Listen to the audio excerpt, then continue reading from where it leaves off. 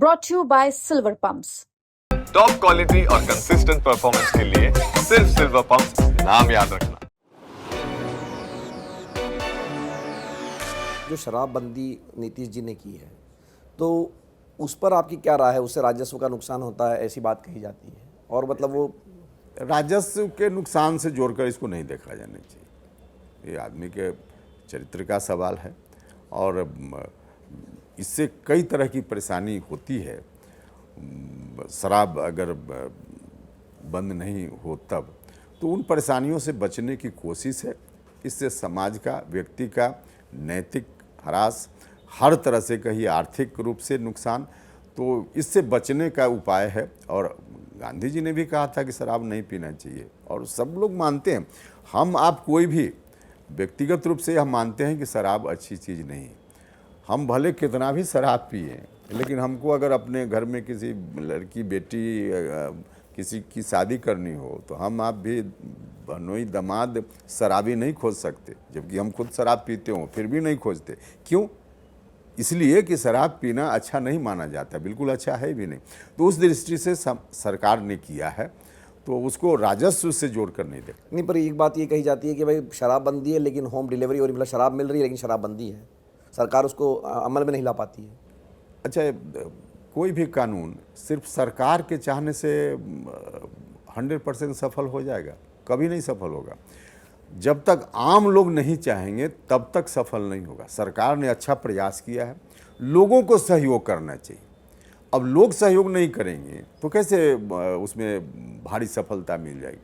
आप शराबबंदी की बात तो छोड़ दीजिए, कोई कानून लोगों के सहयोग के बिना नहीं सफल हो सकता है। सरकार ने ईमानदार प्रयास किया है, मुख्यमंत्री जी ने अच्छा काम किया है।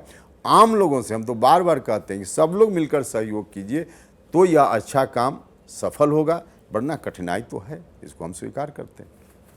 एक आखिरी सवाल है मेरा कि क्या विधानसभा चुनाव लड़ेंगे इस बार? व्यक्तिगत रूप से देखिए, आपको भी मालूम है, सब लोगों को मालूम है, हमारे संविधान ने 4 ही सदन देश में बनाए, 2 दिल्ली का सदन और 2 राज्य का सदन। तो लोगों की कृपा है कि चारों सदन में जाने का मुझको अवसर मिल चुका है, इसलिए विधानसभा लड़ने की कोई बात मेरी ओर से नहीं। आपकी ओर से नहीं, लेकिन आपकी पार्टी चाहेगी तो? नहीं, वैसा वो तो राजनीति में अपनी बात को कहने का तरीका होता है। पार्टी क्या चाहेगी? जो हम चाहेंगे वही पार्टी चाहेगी। व्यवहारिक बात यही है। तो यह हम कह दें अपनी बात को दूसरे तरीके से कि पार्टी चाहेगी, हमारे मन में होगा तो हम कह देंगे कि पार्टी चाहेगी। नहीं, चिराग पासवान जी आजकल ऐसा ही कहते हैं कि बाकी लोग क्या कहते हैं वो उनका विषय है, लेकिन हमने कहा कि चुनाव हमको नहीं लड़ना है।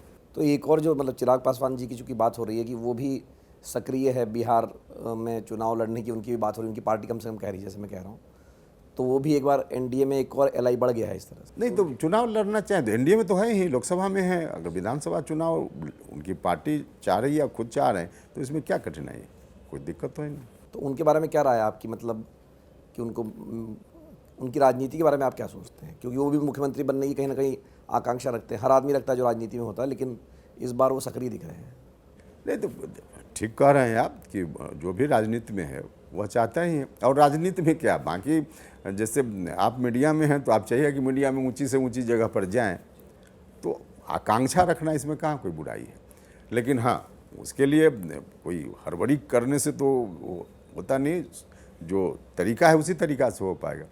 तो चिराग जी भी सक्रिय हैं उस रूप में, तो क्या कठिनाई है? उसमें कोई कठिनाई तो है नहीं।